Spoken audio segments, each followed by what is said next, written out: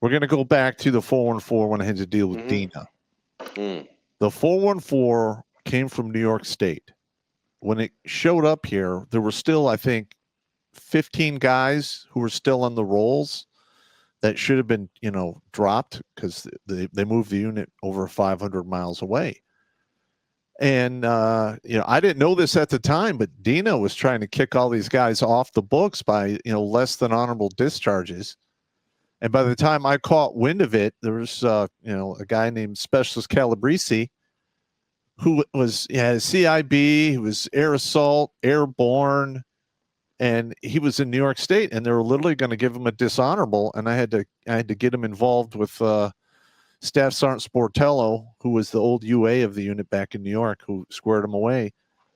But IG complaints were filed because of giving people illegitimate dishonorable discharges because it was quote unquote easier, and she got a pass. They didn't. I mean, you should get fucked through the ringer for that, in my opinion. And then you have the abuse of the GOMARs, the abuse of the bar of enlistment bullshit. I mean, that needs to go away as well. What was the 414th move? That was highly political. You had a group of people that wanted to keep that unit in New York, group of people that want to move it to Michigan because of what the Muslim and Arabic population, right? Yeah. How many Arabic speakers did we get in that unit the whole time? I think maybe 2. I can't even recall one, maybe after I left, but when I was there, I don't recall a single. Were they Lima qualified even? No, they were not. No, they were not, yeah. But that was the reason, and when that stuff started failing, these leaders, like Dina was not a leader. No. What she was doing, she was a bureaucrat. The reason she tried to kick the soldier out, because it was much easier to do it, because all he was a number on an Excel sheet, and it showed up red. A bureaucrat takes care of the paper problem. A leader would accept that problem and help that soldier out. Yeah. That's not clear to anyone, and that's a difference between what I noticed in some 20-some years of service. And that's one of the main distinction between those two. There's a big difference. And that's one of the main reasons I was always getting counseled, because I was always that NCO was like, well, that's fucked up. Like, we're trying to get Bruins promoted to E7, right? And they could not get his ERB fixed. And I sat across from him in another cubicle and listened to him for a year try to fix his ERB. They passed him up for the second time for his E7. He storms out just in a fit of rage. And I'm like, oh, this is fucked up. I literally wrote an email to the sergeant major of the fucking Army and explained to him, why does it take an NCO 10% of his career to get promoted? What's going on? And he emails me back like 30 minutes later, fill me in on the context. And I wrote the whole thing for him. And the sergeant major of the Army copied every sergeant major in the chain of command all the way down to our sergeant major. Ouch. And Bruins was back on the list to get his E7 by 2:00 that afternoon. And I was signing a counseling statement by 1,600 hours. What are you going to do? You have to do these things. That's why I never made sergeant major. I could just see that call from the sergeant major of the Army coming down to the battalion, because there's a brigade commander or at least a division commander or two involved in that conversation. Oh, that would be priceless. And people don't seem to understand. You have the officer ranks, and then you have the enlisted ranks. You have the general officer of the Army, and then you have the sergeant major of the Army. And that dude, the sergeant major of the Army, at least the ones that I knew, like Command Sergeant Major Kidd, that dude wielded a nuclear bomb. If he did not like you, it didn't matter if you were a general, he couldn't do much to you, but he could screw you up from like full bird colonel down. Yeah. These are guys that like Scotch guards their underarms and run 10 miles in uniform with freaking core frames on, and they're not sweating a bit. That's who used to be the sergeant smoking a cigarette. Absolutely. These guys were like hard takers and life breakers, man. They were like literally. They could come into an office. There'd be a room full of lieutenant colonels. They'd be like, "Get the fuck out of here, Roger, Sergeant Major. We're out." I mean, that's Sergeant Major of the Army. Nobody's gonna fuck with him because he works for the 4-star, and all of us work for the 4-star, and we know how that's gonna go. So that conversation's very short. Colonel, sir, you're fired. Roger, sir. I remember those days. You'd be in the field of command exercise. You walk in the tent. I used to love it. Murray, sir, where's my tank? Right outside, sir. Is it running? No. Get the fuck out of here. You're fired. Yes, sir. I'm fired. Sorry, let's start that tank. But I ran top cover for Colonel Zarumba when he was in the field, deployed, and I mean I was always running. I ran top cover for Donahue because Dina. Yeah. Now he was literally on the hook for like $60,000 or $70,000 of equipment that was just missing. It was never sent to the unit. So he calls me up. He's like, "Hey, Sergeant Popp, I'm fucked, man. They're gonna really hammer me." I'm like, "Oh, okay." Well, it just so happens where all this stuff was stored in the Butler building had an unsecured door. I brought that to the attention of the full bird who ran the facility, and I'm like, "Sir, I got a captain over there who's on the hook for like $67,000 worth of equipment, and your Butler building is unsecure, and I don't know how long it's been unsecure." He's just like, "What?" So we walk out there. I show him the side door. I'm like, it's been like this for at least 6 or 8 weeks. He's like, "What the fuck?" So when they came to do the investigation, they went and talked to the facility commander, and he confirmed that the Butler building was unsecure. So his hand receipt went from like 67,000 to like, I think 1,800, which is manageable. Yeah. We've all had one of those 15-6s done on us. I mean, you can't be a battalion commander and sign for MTO equipment without having some logistics, OLS for, NCO and an officer come climbing your ass because something's missing. That whole system was so fucked up from the first nanosecond it was deployed. Like, I lost a truck. I lost a fucking Hemet. How do you lose the Hemet? It's got 8 wheels. How the fuck do you do that?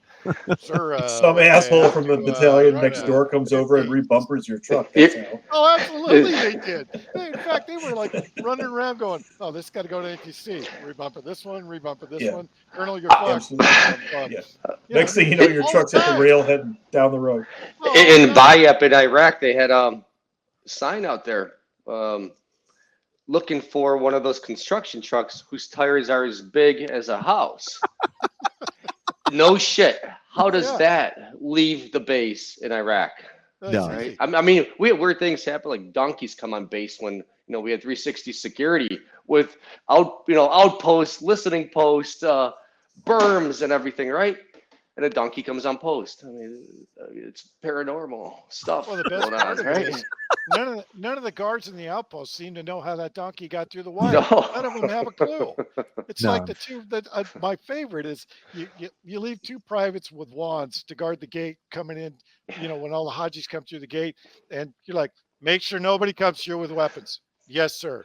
And while you're at it, that's the general's rock. Don't let anything happen to that fucking rock. Come back, metal detectors are both broken.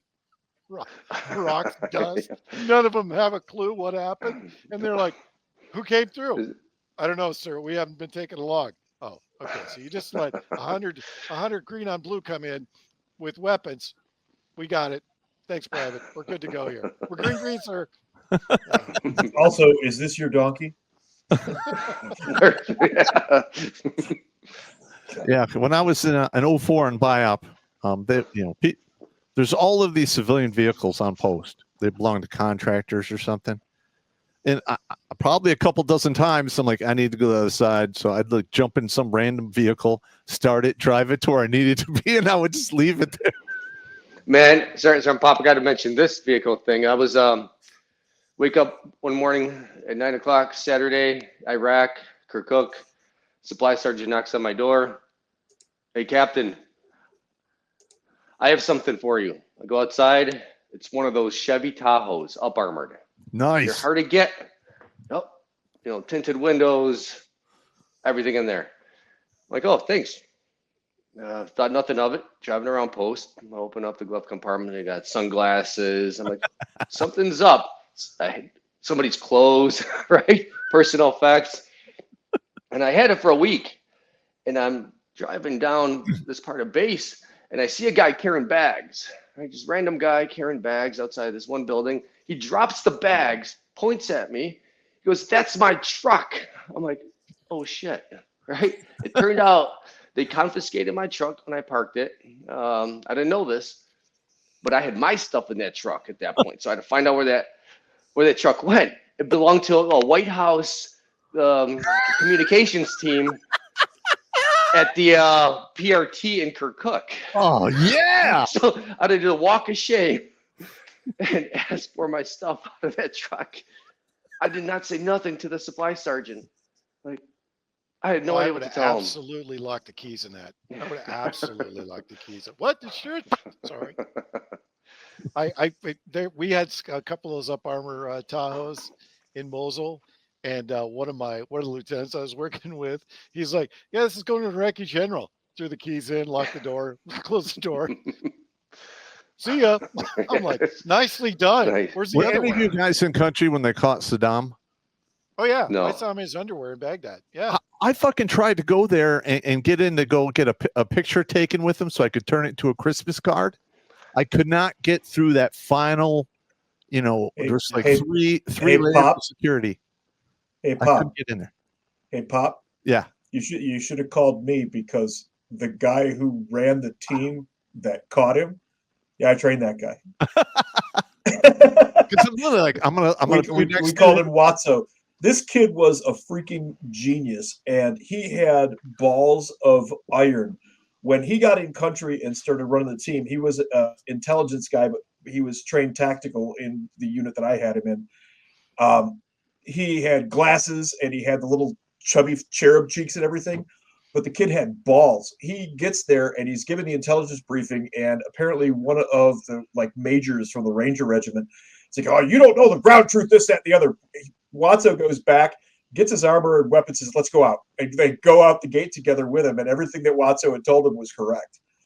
But he's the guy that built the intelligence net, and that is now the standard that came out of that mission. Cool. Yeah, he's I think he's at Cybercom now. He retired in 2017. So he's out of the game, huh? This guy was brilliant. This little bastard, we got him as a PFC in a unit with only NCOs. We're like, why do we have this guy? And my friend John, he's in E7. He's just wait. I'm like, I don't want this guy. He's a PFC. What am I going to do with him? The kid was a brilliant GIS analyst. Just there was nothing he couldn't do with GIS data. And so we'd take him out occasionally, go drinking with him, and we'd coin him and make him buy drinks. And one night we go to coin him, and he smiles at us, and we're like, "You're a PFC. There's nothing you can do here. You're buying beers." He goes, "Kunk." Pulls his hand away. The little bastard had written the White House, "Dear Mr. President, my NCOs continually coin me, and there's nothing that I can do about it." The White House sent him the president's coin. Nice. Damn. That is And for the civilians out there watching the show, I mean, that's the whole coin check is like, it's like a big pissing contest. Yes. That's all it is, too. That's all those are worth. Yeah. It's but that is balls on a freaking. He was an E4 by then, but that's tremendous set of balls on that kid, man. But he was so smart. NCOs, but here's the thing: the quality of the troops that I had when I went to Iraq in 2004, compared to the quality of the troops that I had when I left in 2018, radically different. Because in 2018, in the civil affairs unit I was in, I had about a dozen female, soldiers, and only 2 of them could pass PT on the regular basis. All the rest of them were pregnant, fat, profile. And the minute you got on their ass and tried to make them do PT and everything, they would file an EO or sexual harassment against you. And then you have people, breathing down your neck.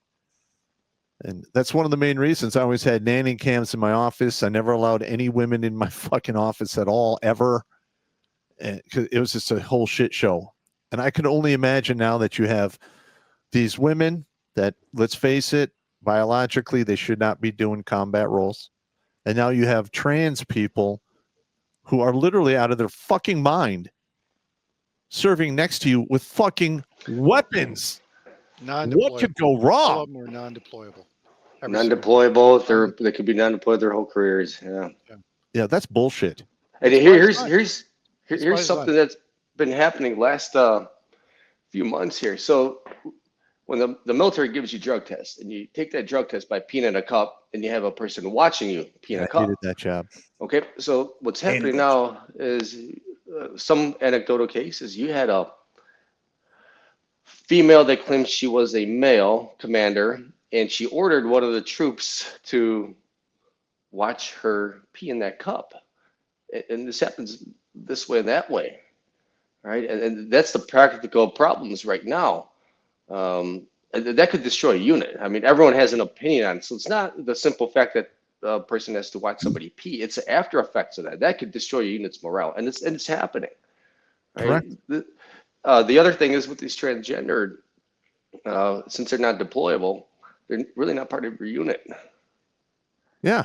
It's unfairness. Yeah, they Right, serve at no this purpose. point. That's so Yeah. bad for morale. And you can't do Can't imagine how it. That's the problem. We're not talking about, oh, well, one or two things that happen. These little incidents, having to watch if you're a female watching a male piss in a cup, right? That word gets around quick. That it could destroy a whole unit. Have that transgender that doesn't have to deploy. Word gets around quick on that. So you got to look at the numbers have exponential effects on the units. Yeah. And here's another thing. Remember we did the command climate survey for Dina? Yes. And then she, within 2 weeks after that, she got a fellowship at Harvard. Yeah. Now, I've I've been hearing now in some of these units that have trans commanders, even if you do a command climate survey and 90% of the unit says, I have no confidence in this guy, they still won't relieve that individual. No. First of all, there's nobody. It's there to break morale. It's being done deliberately. Are you watching any of the comments, Popp? Because they've got some funny people in the audience. Oh, yeah. Colonel Murray, you outrank Popp. You should order him to have troop on your show. Well, God, here get that done. Wait, get that shit done. The Army Reserve Commander, Lieutenant Colonel Jody Daniels, she did a climate survey a year or so ago, and it came out horrible. In fact, that's something I want to share with you, if you want to share it in your upcoming shows. But she basically said it's that bad that she's suicidal. She went home and wanted to cut her wrists because it's horrible. I have the transcript of it. I did a FOIA request to get the video. Obviously, they're not going to respond to that, but I will acquire that video and I will share it. A climate survey on her?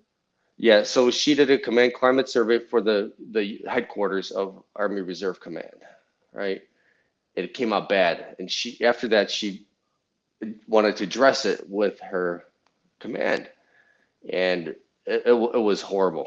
I mean, she had the statistics up there. I would share that. They try to hide that stuff by saying it's for official use only, all that kind of garbage, which it's not. But she didn't want that stuff getting out, and all those problems that we talked about. I mean, it's like 50% of these units. That unit. Sir, pardon me for speaking frankly as an NCO on that particular subject right there that you're talking about.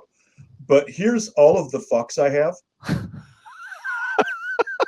If she's that lousy a commander, I don't care about her feelings. I don't care about her feelings to begin with. Yeah. But I particularly don't care about her feelings if her troops have no faith in her. There's no point for her to be there. If there's no morale, there's no commander. You're operating under a different paradigm now. So the paradigm we all served in was one of, duty on our country. That was our paradigm, right? Yes. Mission first. And all of us, what was our ethos? Never leave a fallen comrade behind. That was our ethos. That's who we are.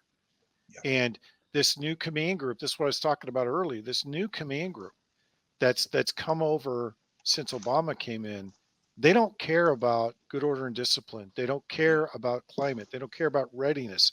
They don't even care about equipment or training.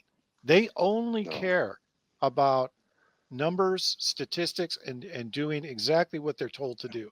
They've been indoctrinated to do that. So I doubt that this commander was shocked by the results. I think No, what it she wasn't. was more shocked about is that most of her soldiers were going, if we were in an alley together and it was dark, you would not come out of it. And Yeah. because you know how the Joes are, they're going to tell you, I did command climate surveys. We did one in our battalion, and they're like, all I know is if I ever see this major again, I'm going to shoot that son of a bitch in the head, and then I'm going to piss on his Yep. grave. I mean, There you go. what do you say to that, right? Yeah. But that's how it goes. See So, the but she knew it was coming, right?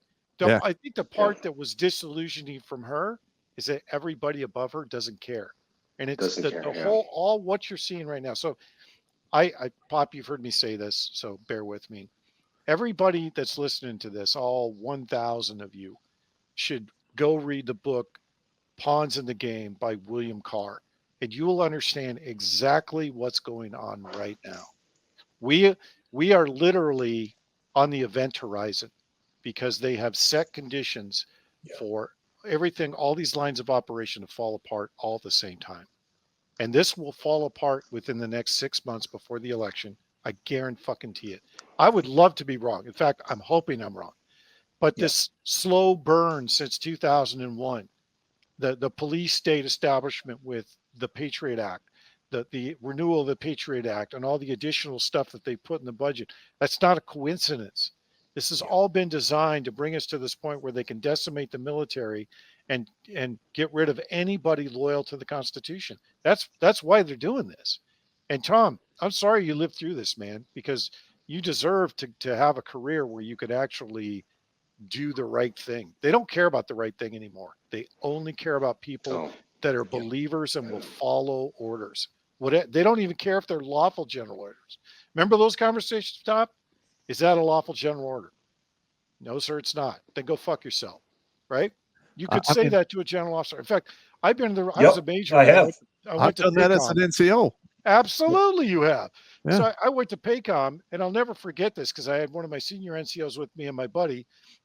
He's another major, and we were going to support this exercise at PACOM. It was we walk in, it's a room full of Navy officers, and he goes, "We're going to break up your team, and we're going to do X, Y, and Z, and you guys are going to go support us." So I went, first of all, no, you're not going to do that. Second of all, I don't work for you, and I'm here on my budget, which means I can cordially tell you to fuck off. And that means I'm not going to be your staff, bitch. I'm not going to get your coffee. I'm not going to go aboard ship and do captain's mass. The captain can tongue my sweaty ballsack. I'm going to bring my professionals in here. We are going to support the operations on the cyber side, which is what we're supposed to do. And then when we're done with our mission, we're going to fucking leave. We're not leaving on your schedule. We're leaving on our schedule because I have orders. You know, these things that come on a piece of paper that say, this is what you're going to do. There's a little line that says fun site that doesn't say Navy on it. It says United States Army G3. Yeah. I work for the 4-star. You're more than welcome to call him and tell him I'm a dick, but I'm not going to be your bitch. So that's how this is going to go. And we walked out of the room and my buddy goes, I think I'll be a tow truck driver when we get fired. I go, this is how it's going to go. He's going to go back to the admiral. The admiral's going to call the general. The general's going to call the BC. The BC's going to call me and shoot me a new asshole. And then tomorrow we're going to show up and do our mission. And literally at 9:00 at night, I got a call from the BC. Did you really tell 206 captains to fuck off? I said, no. What I said to them, sir, is that I paid for this, with my funds, so I can tell them to fuck off. That's what I said to them. He was like, probably want to use different language. No, it's Navy. I don't give a fuck about that. So, but here's the funny thing. The funny thing is, in every one of those instances, you realize where the lines of authority are, what a lawful general order is and what an unlawful general order is, right? And when we were trained, indoctrinated, when we joined the military, to be able to stand up to a senior officer when we knew it wasn't a lawful general order. That was how we got away with that, right? It wasn't us being disrespectful. It was us saying, this isn't a lawful general order, and here's what, right? I probably could have said it with a lot more tact, but at that point, I didn't give a shit. But the point is that we don't do that anymore. We're not training troops to do that anymore. Just like, what was the mantra that you had? Especially when you joined the first literally the first month you were in the Army, what was the first thing they drilled into your head? You are always out front. Lead from the front. Never lead from the rear. Lead from the front. Take care of your soldiers. Make sure your soldiers are training. Make sure that you dot the I's across the T's to make sure that your training, all of your training activities are training, not bullshit, but training. Have a plan. Do op orders. Do and use your equipment the way you would use it. Train like you fight. Remember those days? Yeah, I remember those. Yeah. That was how we trained, right? It was drilled into our heads. And, you know, my battalion commander, I'll never forget the guy. His name was Al Abbott. He was one of the best commanders I ever had. And I never understood what the guy was fucking saying to me when I was a captain. But he pulled me aside and he said, look, if you're not the loneliest guy in your company, there's something seriously fucked up. And right now, I know that you're getting your feet under you and you're trying to get command, but you got a really good first sergeant. You need to lean on him and you need to ask him what to do. And if he says, get the fuck out of the way, give your guidance and get the fuck out of the way, then get the fuck out of the way. But you should be doing something all the time because you should be the first guy awake, the last guy asleep. And if you're not, guess what? Your Joes are going to know it. Yeah, So that's how Colonel Donahue was. And he was always, here's the thing I liked about Donahue. He'd walk into my office, say, Pop, I need this fucking done. Get it done. Roger. There was not a bunch of bullshit.